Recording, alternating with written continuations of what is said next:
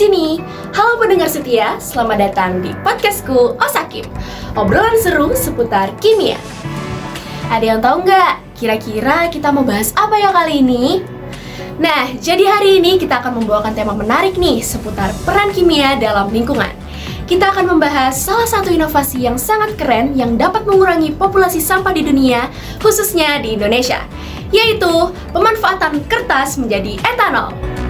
Wah, emang bisa ya kertas bekas menjadi etanol? Terus etanol fungsinya apa dong? Mau tahu nggak guys, peran kimia apa saja yang ada dalam proses pembuatannya? Gak usah berlama-lama, langsung aja, let's go! Guys, tahu nggak tumpukan ini, dan ini? Kotor sekali bukan?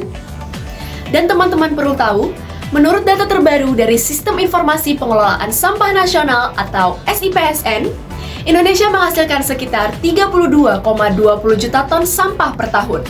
Dari jumlah tersebut, sampah keras seperti kertas, plastik, kaca, dan logam memiliki komposisi yang signifikan. Misalnya, kertas sampah menyumbang 11,1% dari total sampah. Coba bayangkan, setiap hari kita menghasilkan jutaan ton limbah kertas. Apa yang biasa kita lakukan pada kertas bekas itu? Sebagian besar berakhir di tempat sampah.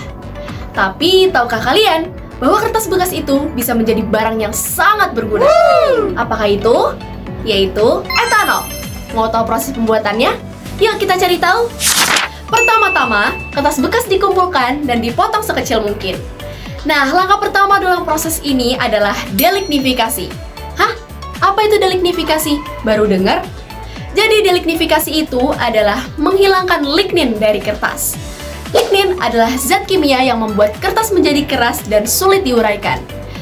Proses delignifikasi biasanya dilakukan dengan menggunakan alkali seperti natrium hidroksida atau NaOH. Mau tahu nggak langkah selanjutnya? Oke. Langkah selanjutnya, setelah lignin hilang, serat selulosa yang tersisa kemudian dihidrolisis menjadi gula sederhana. Hidrolisis ini bisa dilakukan dengan menggunakan enzim selulase atau asam sulfat yang diencerkan. Gula sederhana ini kemudian difermentasi menggunakan ragi seperti Saccharomyces cerevisiae untuk menghasilkan etanol.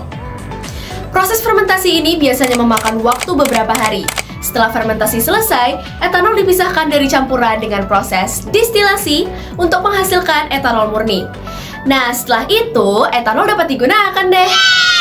Wah, apakah produk ini pernah berhasil diuji? Nah, jadi salah satu contoh sukses dalam pemanfaatan kertas bekas menjadi etanol adalah proyek yang dilakukan oleh PT Temprina Media Grafika. Mereka berhasil mengolah limbah kertas menjadi bioetanol yang digunakan sebagai bahan bakar genset. Dari 1 kg limbah kertas, mereka bisa menghasilkan 30 mili bioetanol dengan konsentrasi 86%. Wow, keren banget ya tuh. Tahu nggak guys, etanol itu memiliki beberapa manfaat loh. Seperti yang pertama, bahan bakar alternatif. Etanol sering digunakan sebagai bahan bakar alternatif untuk kendaraan. Etanol dapat dicampur dengan bensin untuk menghasilkan bahan bakar yang lebih ramah lingkungan, mengurangi emisi gas rumah kaca, dan polutan lainnya. Yang kedua, penggunaan dalam industri kimia dan farmasi. Etanol digunakan sebagai pelarut dalam berbagai proses industri kimia dan juga farmasi. Etanol juga digunakan dalam produksi produk seperti parfum, kosmetik, dan produk medis seperti antiseptik dan disinfektan untuk membunuh bakteri, virus, dan mikroorganisme lainnya, sehingga sering digunakan dalam produk pembersih tangan dan juga alat medis. Nih ya guys, dari yang awalnya hanya sebuah kertas biasa, ternyata bisa menjadi etanol yang banyak banget manfaatnya. Yuk teman-teman, kita manfaatkan kertas bekas yang ada di sekitar kita dengan mengubah kertas bekas menjadi etanol. Dengan begitu, kita dapat membantu menciptakan sumber energi yang lebih bersih dan terbarukan. Selain itu, kita bisa berkontribusi dalam mewujudkan visi Indonesia Emas 2045 yang berkelanjutan dan ramah lingkungan.